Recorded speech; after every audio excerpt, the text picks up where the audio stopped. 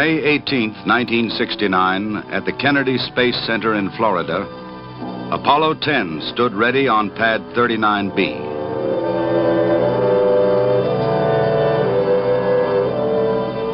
It was the work of 400,000 people and would carry 3 of them to the moon, 2 of them within 9 miles of its surface, the closest man had ever been.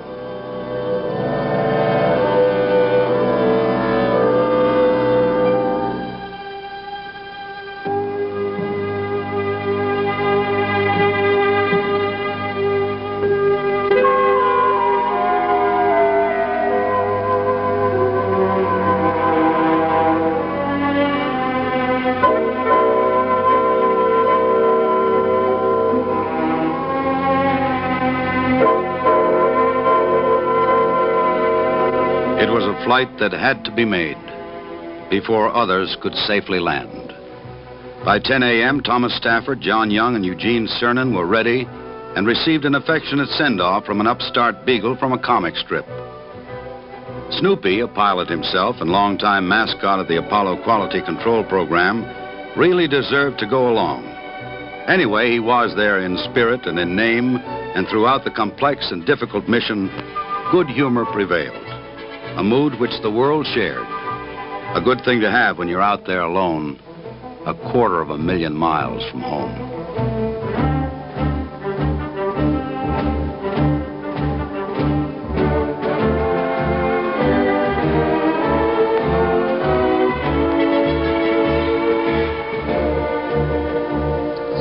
Seconds and counting. Guidance internal. 15, 14, 13, 12, 11, 10, 9. We have ignition sequence start. Engines on.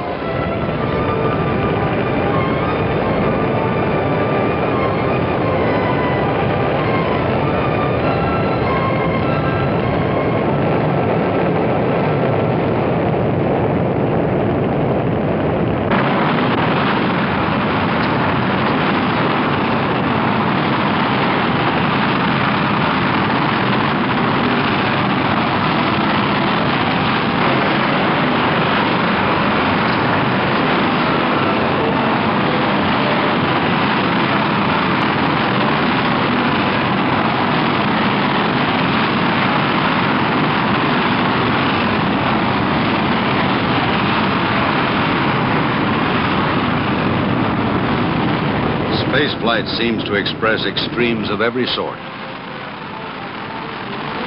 An inferno below, a blizzard of ice above. Overpowering thrust contrasting with seeming reluctance to go.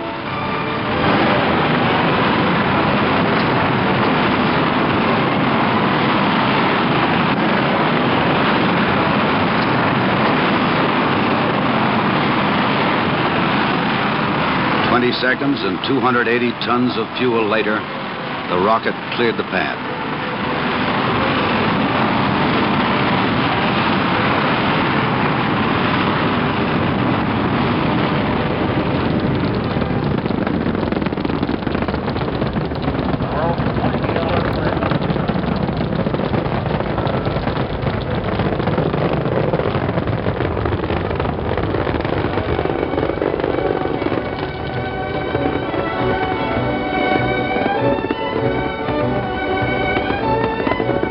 Launch directors found that they had been within 0.007 of a second of their planned time for liftoff.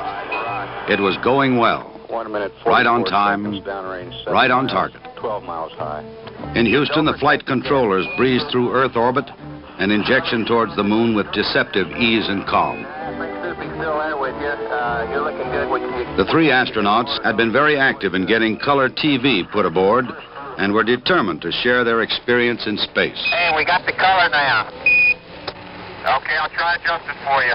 Yes, sir, it's looking great. No sweat. We got it right in the center of the screen, Gene. It looks like the sun's really bright on it. Tremendous. In the first transmission, they brought virtually the entire world into their cabin to witness their first critical maneuvers, separation and docking with the lunar module. Roger. Again, it's looking real stable to us. We show you closing finally.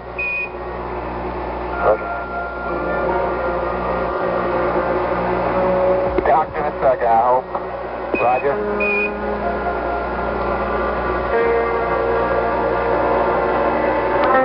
Snap, and we're there. Got 2 crates. Roger. You saw the docket, Charlie. Get any master alarm, everything looks snug. Apollo 10 had a rugged flight plan. It combined the features of the 9 flights before it and was a full dress rehearsal for the infinitely complicated lunar landing to follow. Fortunately, between the Earth and the Moon, there's a long coast with some time to unwind after liftoff and subsequent maneuvers. This gives the astronauts an opportunity to adjust to a weightless environment in which there is no up or down, no sunrise or sunset, and no one else around.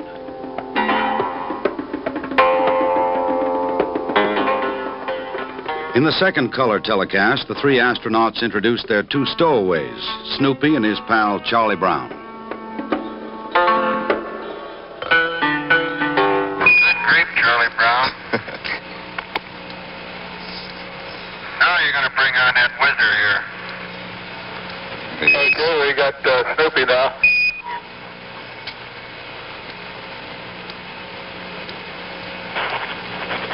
Well, he's been quiet for 2 days. He's going to get a chance to do a little woofing here in the next couple days. Roger, we noticed the resemblance there, too. Snoopy wearing... I didn't know Tom had a big nose like that. On TV and in onboard motion pictures, the crew appeared deceptively idle. For the average viewer, the astronauts' humor and their relaxed appearance tended to obscure the 8 days of intense concentration.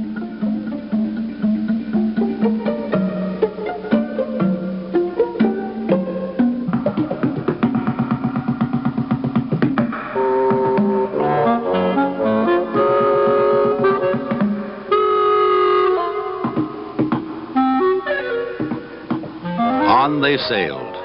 By Tuesday morning, May 20th, they were 150,000 miles from home and would soon be feeling the pull of the moon's gravity. At that point, their speed would increase from a low of 2,500 miles per hour.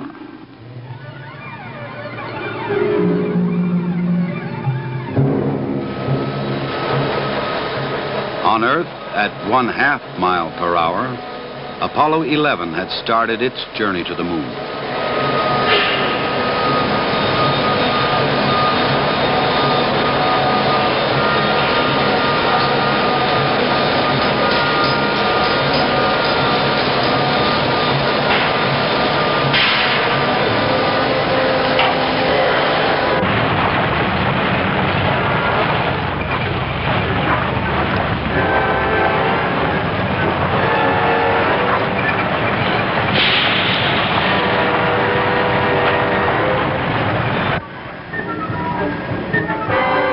In test facilities and simulation chambers, the crew of Apollo 11 continued the exacting and intense training which had already filled their lives for so many months. Edwin Aldrin, lunar module pilot. Neil Armstrong, spacecraft commander, the one slated to be the first man to set foot on the moon.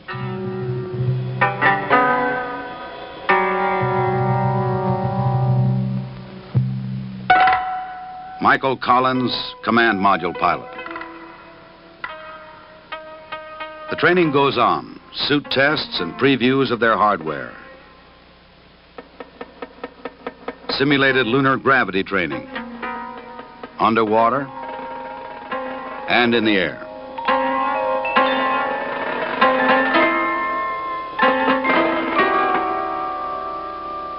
The role of lunar landing might have fallen to any of the astronaut crews.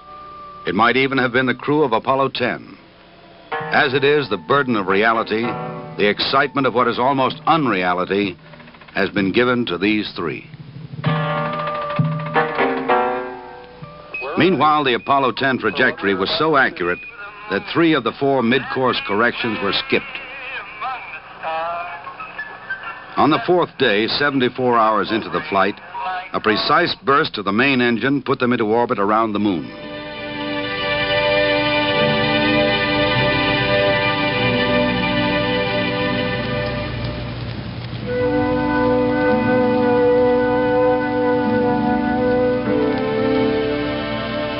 Then another burst, using only a few ounces of fuel, fired at just the right instant, for a precise length of time, made their orbit nearly circular at 69 miles, and they prepared for descent in the lunar module.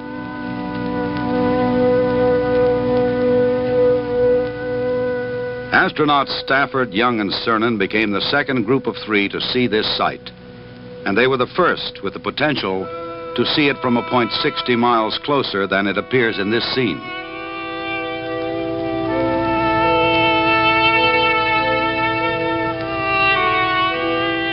It was a prime objective of Apollo 10 to duplicate the Apollo 11 flight plan in every way: the timing, spacecraft performance, the performance of men and equipment on Earth. The only minor difference would come now. This is their lunar track as it was displayed in the control room at Houston. And this is the view they had from the command module, looking past the thrusters of the lunar module.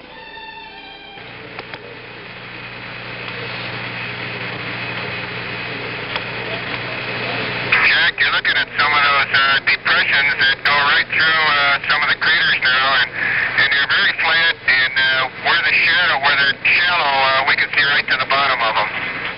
Now it was time for Stafford and Cernan to crawl through the connecting tunnel. Right away there were problems. While Houston and the world waited, they finally solved a pressure problem in the tunnel and fixed a radar system defect. Then there was an unexplained twisting in the docking collar, but it didn't get worse. As they disappeared behind the moon for the 11th time, they were still together. When they next appeared, they were 50 feet apart, flying formation. John Young radioed his companions below. "You'll never know how big this thing gets when there ain't nobody in here but one guy." And they answered, "You'll never know how small it looks when you're as far as we are." Here in the lunar environment, as Apollo 9 had done in Earth's environment, the crew was able to check out the lunar module's landing radar, navigation, and guidance systems. They were also proving out the descent rocket, an engine which can be throttled like an ordinary car.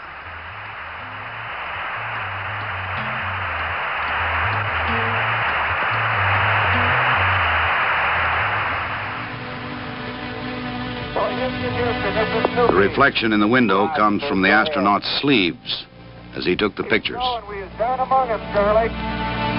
Roger, I hear you weaving your way up the freeway.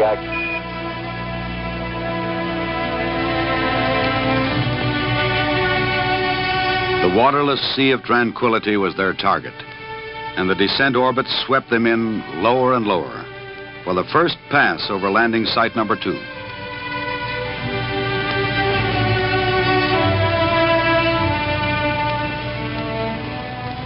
This is a preview of what the crew of the Apollo 11 will see when they head in for lunar landing. Apollo 10 made the same run at the same angle under the same lighting conditions. Only shortly after splashdown, this film was being used by the 11 crew in the lunar landing simulators in Houston. That's a characteristic of all photography in space. The pictures one sees in print and on television are actually there as a bonus, for the primary purpose is most often scientific, and there are dozens of experts in many fields impatient for prints the moment a spacecraft returns to Earth. In the science of geology, there is disagreement over the formation of the moon's surface. Some believe it is the result of volcanoes, some say meteors, some say both.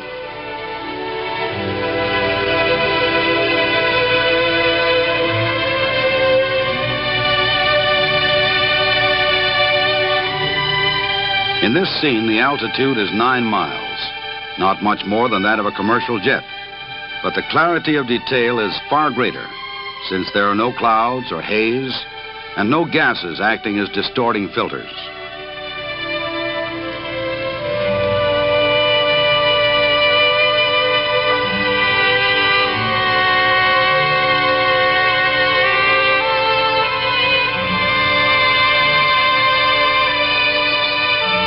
As the crew told Mission Control, it looks so close. All you have to do is to put your tail wheels down, and you're there. They were close, all right, within 50,000 feet. a level at which the command module could still have come down and rescued them if necessary. One more burn of the descent engine, and they would indeed have been right down among it. Sample is sample number 12. And, here on a mock lunar surface in a hangar at Houston, the Apollo 11 landing crew is practicing with equipment and drilling in procedures for that fast approaching day.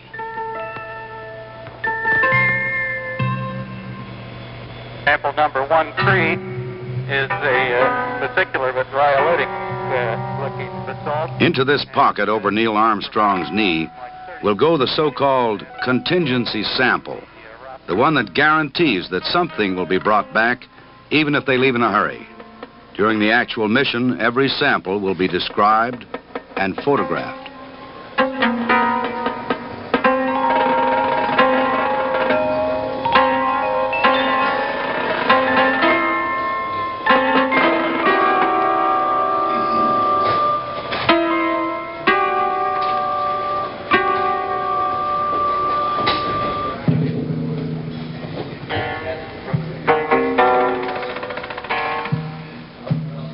The crinkly material on the outside of the lunar module is for protection against extremes in temperature. By pulling a lanyard, they open the panel protecting the two scientific experiments which they will leave behind. One is a battery of reflectors which will bounce back laser beams from Earth. The second is a moonquake detector. These panels will collect energy from the sun and keep the batteries charged. Next, they will take bulk samples of the lunar soil. In this training session, just sawdust, the lightness of which may help them adjust to the expected workload in lunar gravity, which is 1/6 that of Earth gravity. Reflects the characteristics of the lunar surface that we see. That is, certainly bring back... The bulk samples are sealed in return containers, better known as rock boxes. And concentrate on those types of... At the end of 22 hours, 2.5 of them working outside the lunar module, the Apollo 11 landing crew will blast off from the surface of the moon, leaving the descent stage where it landed.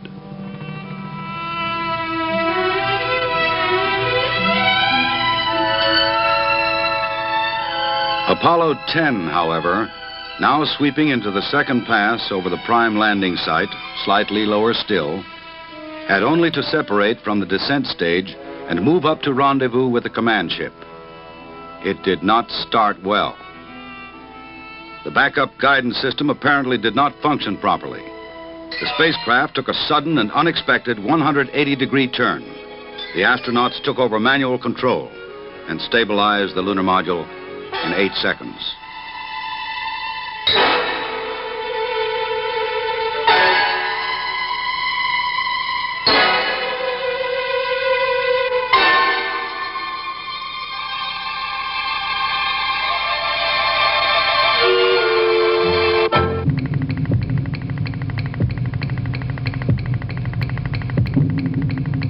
After a few missed heartbeats, the ascent continued smoothly, and the crew was amply compensated by the sheer beauty of the ride.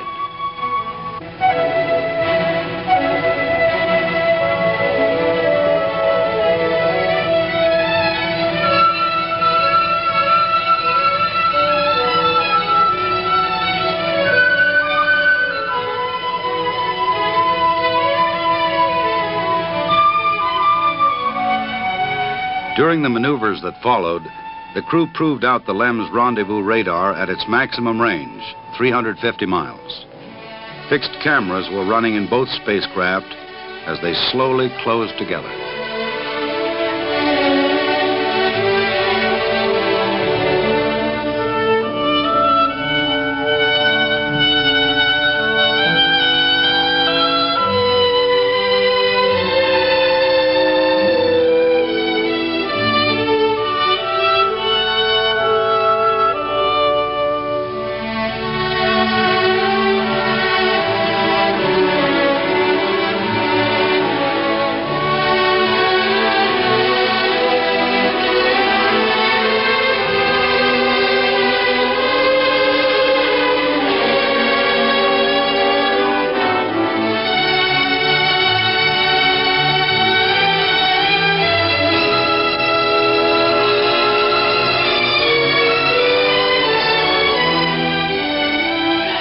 docking, the ascent stage of the lunar module was released.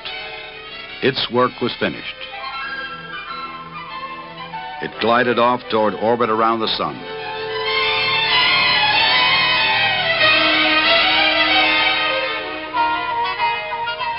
Even farther below, they could see the descent stage continuing to circle the moon.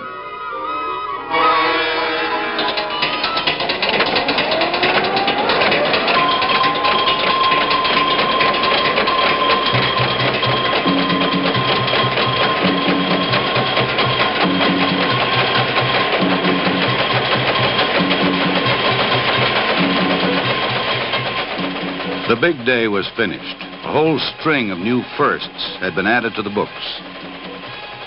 Things looked good for a lunar landing, but there was still the homeward leg to think about.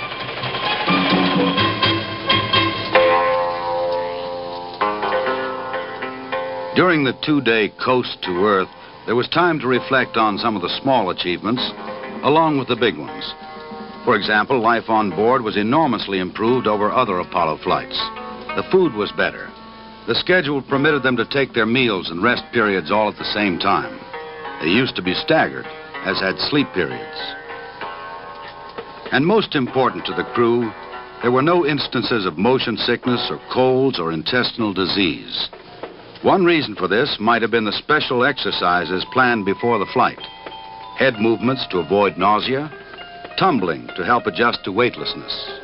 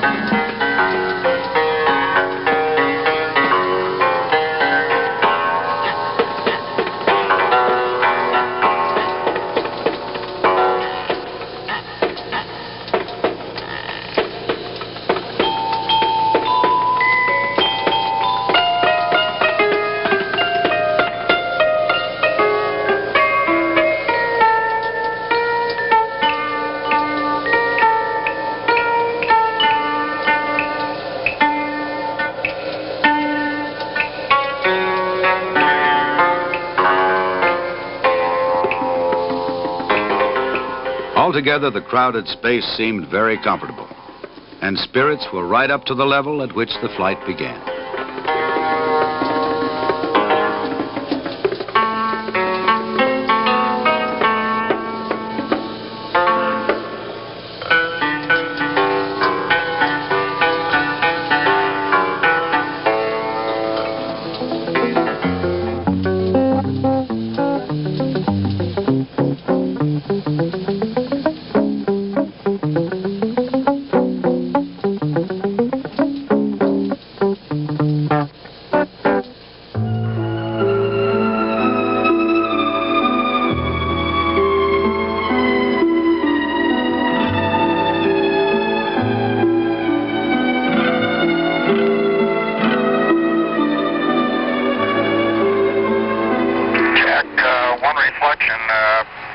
That we felt very strong about as we show you our last telecast here of the Earth is that we felt very strong about sharing with you some of the adventure, the excitement, the challenges, and the rewards of these 8 days.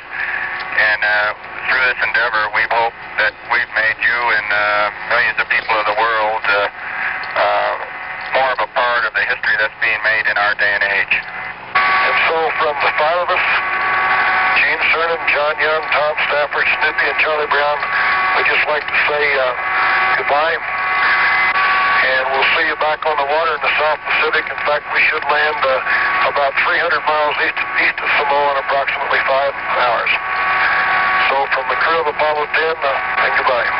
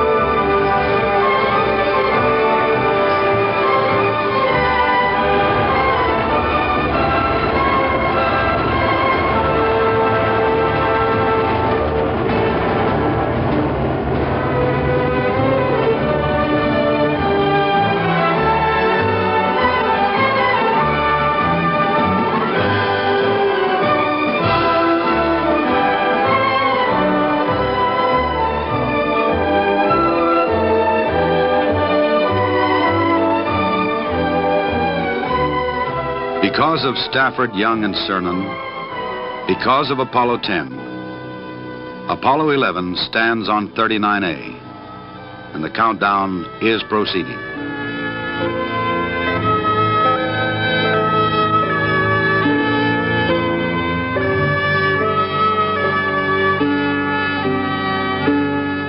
Now, a green light for a lunar landing.